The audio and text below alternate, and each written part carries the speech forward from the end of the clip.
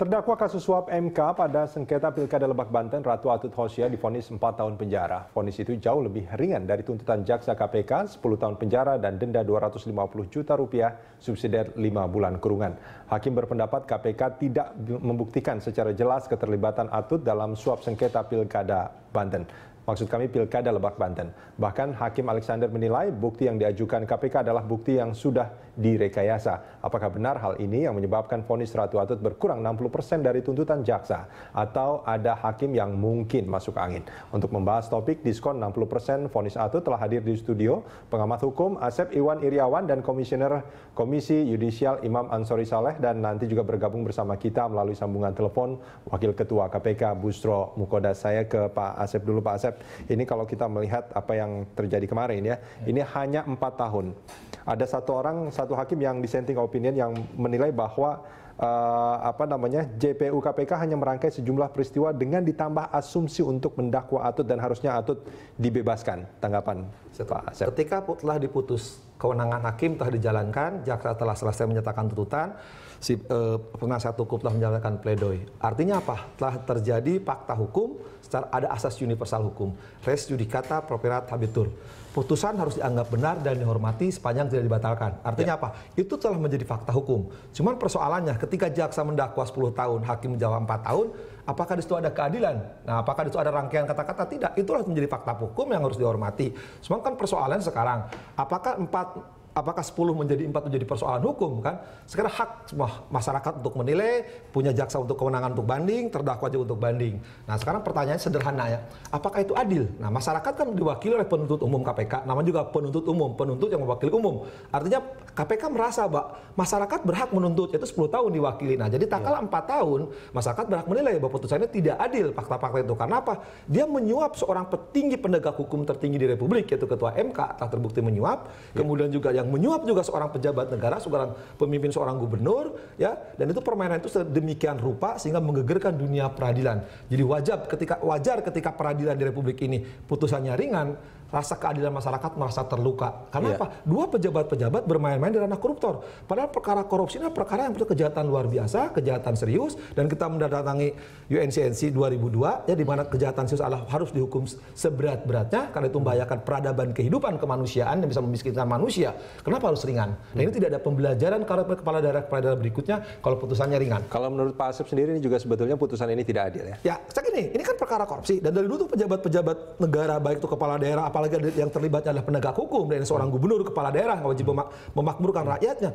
Kok hakim memutus, sekali lagi dengan rasa hormat kita menghormati putusan itu, kalau tuntutan 10 tahun ini 4 tahun, saya pikir tidak adil. Karena apa? Jelas, saya kira dimanapun kalau ketika jaksa menuntut 10 tahun dan itu adalah di bawah 2/3, saya kira jaksa akan banding. Dari sisi KAI sendiri bagaimana menilai hasil putusan itu? Kalau KAI kan tidak melihat putusannya ya, berat ringannya, tapi sisi prosedurnya, kemudian apakah ada aroma-aroma terhadap situ. Sejauh hakim memutus dengan argumen yang jelas, kemudian juga dengan keyakinan, bukan karena campur tangan macam-macam, kita hormati.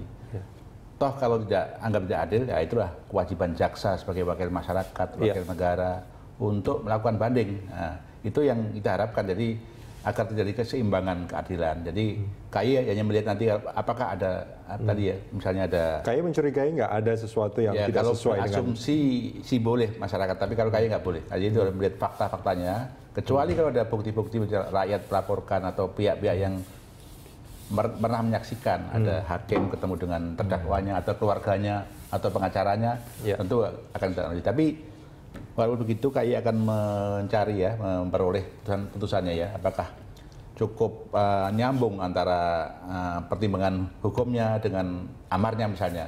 Kalau misalnya aneh-aneh begitu, tentu kita akan selidiki lebih jauh. Iya, masyarakat juga kan pada akhirnya ini masih kita anggap masyarakat adalah orang-orang yang masih awam soal hukum ini kan Pak Imam dan juga Pak Iwan. Nah, ini kalau kita melihat ada lima hakim, satu menyatakan bahwa ini mestinya dibebaskan gitu. Ya. Nah ini bukankah menjadi sesuatu yang aneh sebetulnya? Tidak. Undang-undang kekuasaan kehakiman tidak hanya kehakiman dulu aja sudah diatur. Kalau ada keberatan, kalau dulu dicatat dalam buku telah delik di Ketua Pengadilan. Nah sekarang undang-undang soal kehakiman mengatur jikalau di antara majelis ada keberatan ditulislah dissenting opinion. Iya. Dissenting opinion lahir itu apa? Untuk memunculkan jangan sampai yang satu ini yang benar, misalkan yang 4 yang salah. Mungkin juga yang 4 benar, yang 1 salah. Dinampak kemampuan teknis hakim itu benar atau tidak bikin pertimbangan atau amar putusan ketahuan. Tapi sekali lagi, undang-undang kekuasaan kehakiman memungkinkan ketika itu berbeda pendapat ya. Tapi sekali lagi, bisa yang 1 benar, bisa yang 4 benar. Tapi ketika itu voting 4 lawan 1, yang 4 itu yang harus dianggap benar dan yang 1 harus ikut.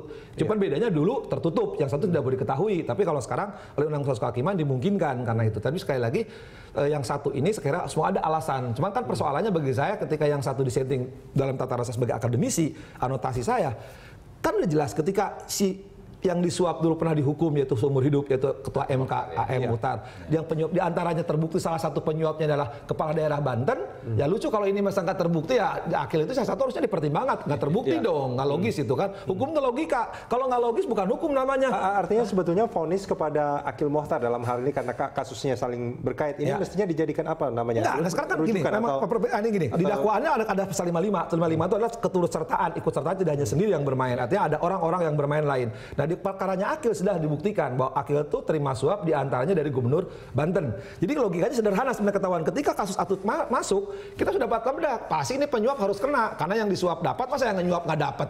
Suap-suapan aja orang kawin ketahuan, apalagi yang nggak suap kawin. Ya, ini ada satu grafik kita simak bersama. Ini ada bukti-bukti yang diajukan oleh jaksa dalam sengketa Pilkada Lebak Banten.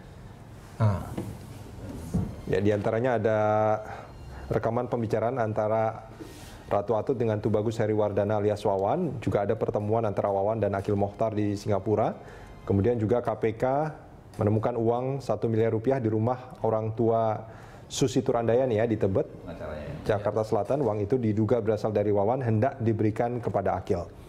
Nah, ini kalau kita melihat dari bukti-bukti ini yang diajukan oleh jaksa pada persidangan itu, bagaimana Pak Iwan melihatnya? Ya, ini kan perkara korupsi. Perkara korupsi itu ada alat bukti elektronik, ya, termasuk alat perekaman, itu termasuk alat bukti. Di situ alat bukti KUHP diatur, ada saksi, ada keterangan ahli, ada surat, ada petunjuk. Nah, dalam perkara korupsi kebanyakan hakim mengambil alat bukti petunjuk.